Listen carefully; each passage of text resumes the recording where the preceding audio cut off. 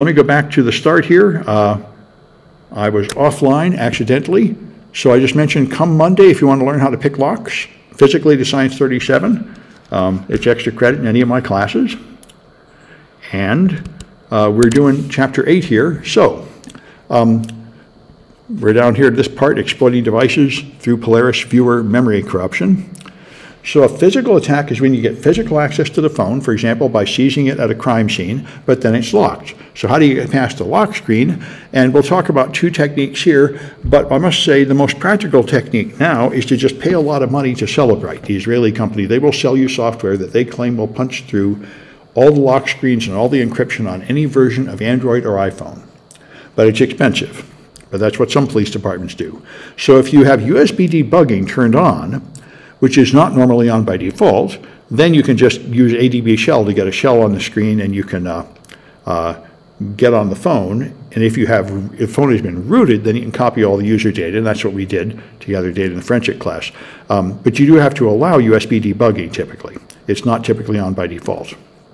But there was a bug in very early versions of Android that all you had to do is go to the emergency dialer or the lock camera on the lock screen, and you would get an opportunity to turn on USB debugging even while the phone was locked. But that's a bug, and they fixed it long ago.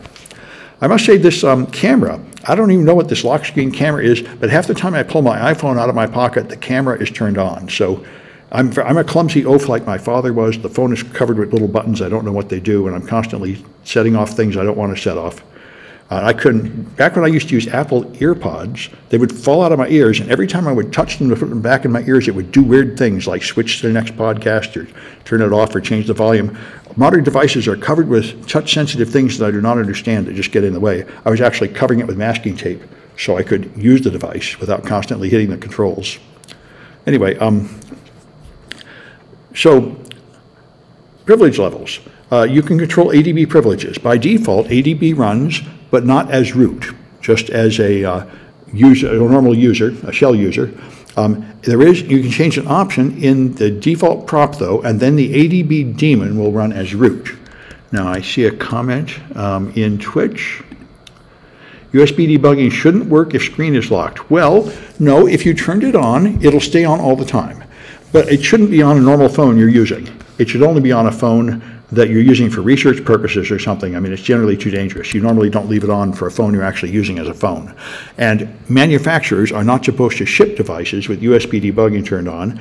And if they do, I think that is one of the flaws that will make Google not willing to let you use Google Play. You know, you have to meet certain security standards or you can't put Google Play on your phone. And your phone can't be rooted. And I think USB debugging can't be turned on either, although I'm not quite sure exactly what the rules are. So now ADB won't run as root unless you recompile ADB on the phone with a different flag. So that's another thing. You have to get a custom version of it to get root in ADB shell. Now the emulators we're using have this done, so they're already rooted. Then there's unlocked bootloaders. You can boot up your phone with power and volume keys down, and then you can boot in a custom image. Now this is something I talked about before. You can put in a custom boot ROM, so you can have a modified version of Android. This used to be very popular maybe 5 or 10 years ago when Android was very primitive. It's not that popular anymore, but it is an option. And we can't do it in our emulators. You need a real physical phone for this because it has to boot into a recovery partition, which is a limited operating system used to push up new firmware, and they don't have the recovery partition in these emulators. So you force a factory reset, you run this thing called fastboot. Now fastboot by itself does not erase your data, but if you use fastboot to unlock the bootloader, then it wipes all the user data, and that is so that if a thief finds a phone, if you find a phone, you could do this fastboot unlock to boot a custom ROM to get the phone working, even if you don't have the PIN to unlock it. And they don't want people using this technique to steal the private data, so they make it so it wipes out all the private data. So if you get a phone, you can do this just to create a phone so you can use it, but you won't get the private data off it. All right, and so if you left it unlocked, then you could boot into the Clockwork Recovery ROM and get a root shell, and I think that would not wipe out the data because the user might have left the bootloader unlocked. So this is the sort of thing, if you jailbreak an iPhone and you leave it that way, a lot of people would not change the password, so it's listening on SSH with the default password. And if you jailbreak your Android, unlock the bootloader and put in a custom ROM and don't lock it again, then it's also similarly vulnerable to an attack. That's why, not most people should not be trying to root or jailbreak their phone. If you're going to do it, you've inherited a security responsibility, which is okay if you know what you're doing, but you have to understand that you've exposed yourself to new risks. You have the advantage that you now control the updates, which is a big advantage on Android, where the important updates are often blocked by your carrier, so you can actually make it more secure by unlocking the bootloader and putting on updates yourself to put on all the available updates, but you have to understand how to do that securely. All right, and there have been ways to just bypass the lock screen. If you have the disable key guard permission, then an app can remove the lock screen. So that's a thing to be aware of. You'd find somewhere in the code it'll have this these events that cause the disable key guard that remove it. And you can make a custom Drozer agent that has that permission. I've talked about it before. Metasploit and Drozer make malicious apps you can put on the phone. Both of them are pretty buggy, and I'm not using them in the projects anymore. But anyway, you can, in principle, make apps that have this permission, and then that app would be able to unlock the phone. You can also use the key files. The pattern lock uses data, gesture.key for the pattern lock, which is like sweeping your finger across the screen in a line to connect dots to log in. PIN or password lock uses this. If you were to disable these, to delete these files, then it would no longer have a lock screen. So, of course, you'd already have to have system permissions on the device to do that. But if you were somehow able to get it temporarily from something like a malicious app, you could do this, and then the phone would no longer have a lock screen. All right, I say you'd have to have system or root privileges to do that. All right, and there's an intent that would unlock it in any context. So this was in early versions of Android, you could just directly start an intent which would open it up. An intent spammer just messages to an app on the phone, and there was part of the system apps was listening for like a wake-up intent, and it would wake up without making you type in the PIN. So this has happened periodically. And there used to be a lot of news articles maybe 5 or 6 years ago. People would just find ways to hit emergency lock, hit emergency phone, and tap around things, and they'd find ways to pass through the lock. Here's another one of these from 10 years ago or more. You get past the lock. This one here went up to 4.3, but not 4.4. Any rogue app at any time could remove all existing locks. I think this is the one where you can just send this message, choose lock generic.class. It's the one we just talked about with the code there. I could send a malicious intent that would remove the lock screen. All right, and then there's logic flaws that don't require shell access. And like these are the ones I was talking about. A lot of people just play with the phone and find that you can click on things that are available on the lock screen, and a combination of those things will remove the lock screen. That's happened over and over again on iPhones and Android phones, although I haven't seen a new one of these in at least 5 years. So I think maybe they finally cleaned them out. Motorola Droid had this. You phone the device, answer the call, press the back button, and you escape the lock screen. That sort of thing. Viber, you'd place a Viber call, answer it, press the back a bunch of times, escape the lock screen. All right. You can also bypass a lock screen if you have the Google credentials. You can turn on this thing where your Google credentials will let you in. If you enter the PIN 5 times incorrectly, it connects to a linked Google account, but again, only for really old versions of Android. But those you could log into with your Google account.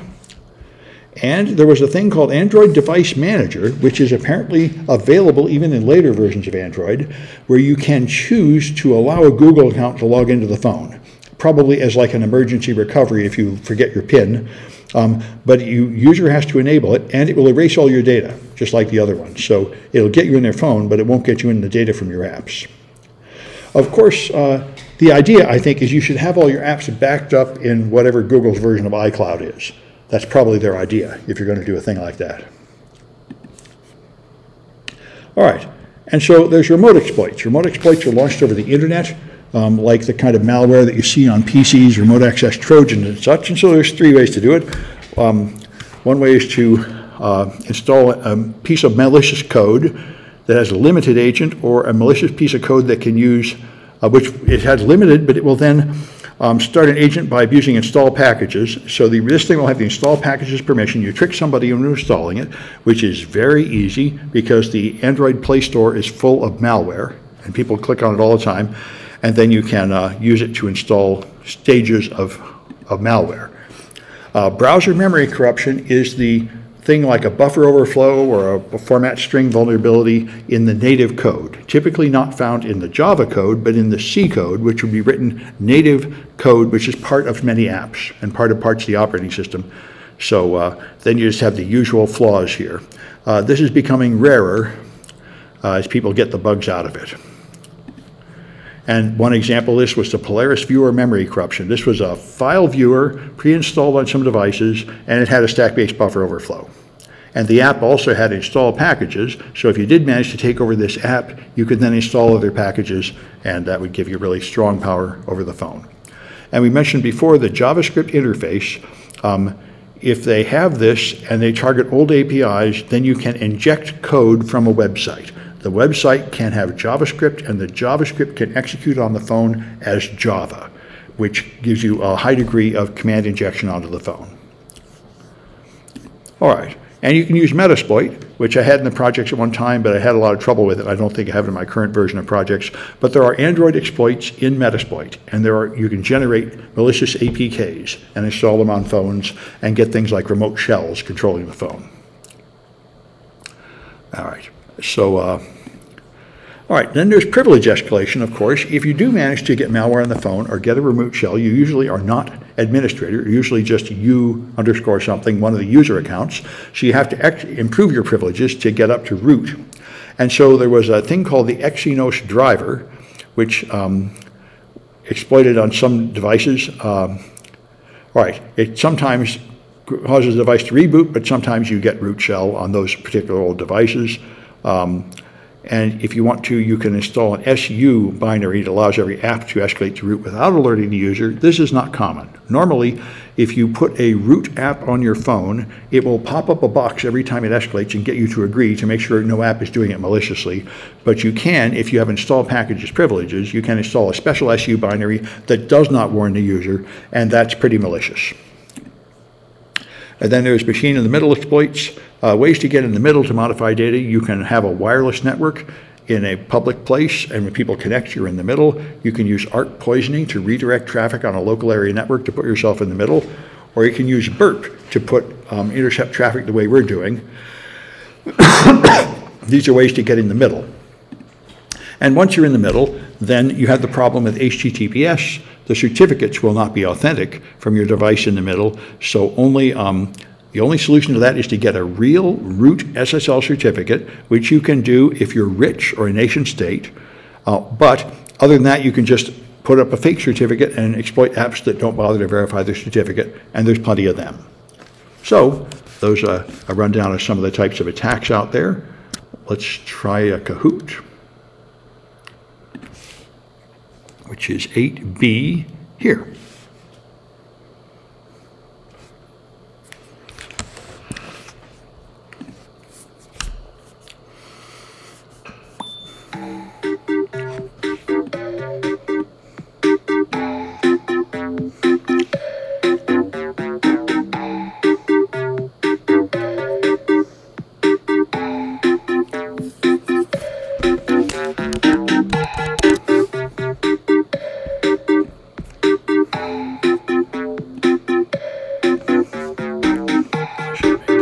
Size so it fits in the projected area of the screen.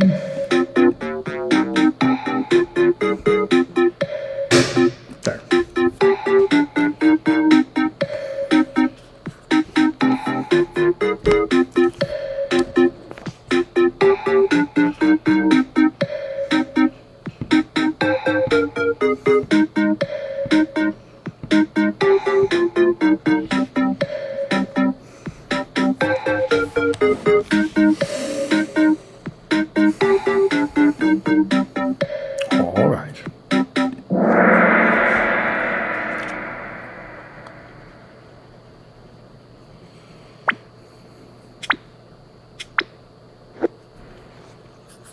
All right, so which one of these will delete all your data?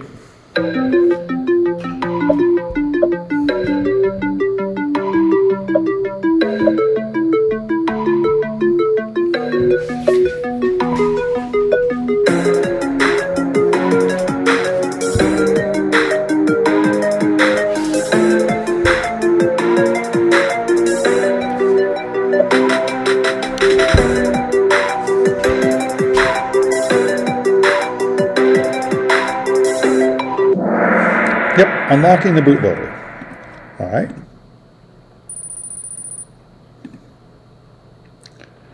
All right, so what permission lets your app unlock the phone?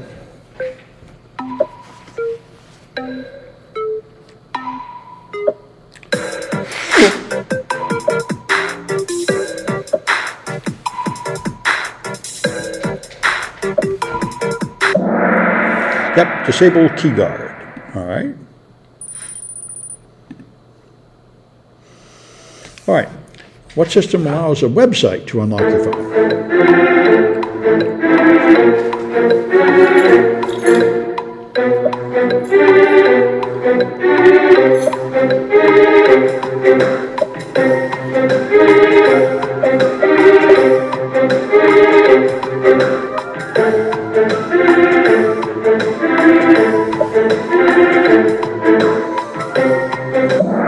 Android Device Manager. All right. This is in the same category as Mobile Device Manager, which many companies make you put on, which some of my consulting companies have forced me to put on, where the company can control your device. But if they unlock your phone, you lose your data that way. All right. And which one of these is the most technical attack technique?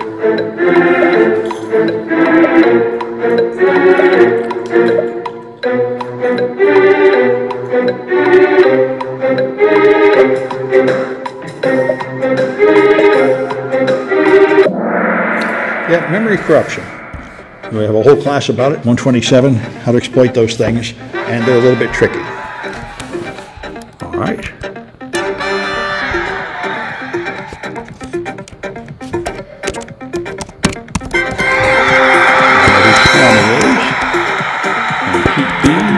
Metasploit will have to tell me who they are if they want their phones. Let me stop this recording.